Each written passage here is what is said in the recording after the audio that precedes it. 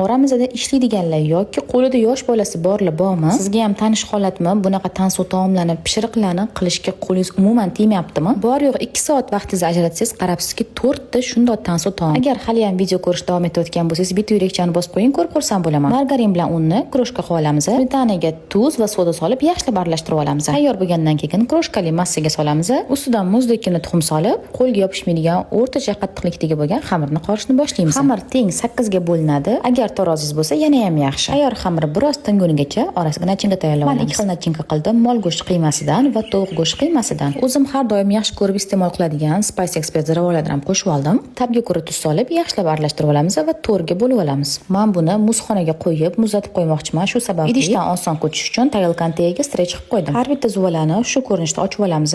So'ng tayyor bo'lgan nachinkalarni har bir xamirga solib chiqamiz.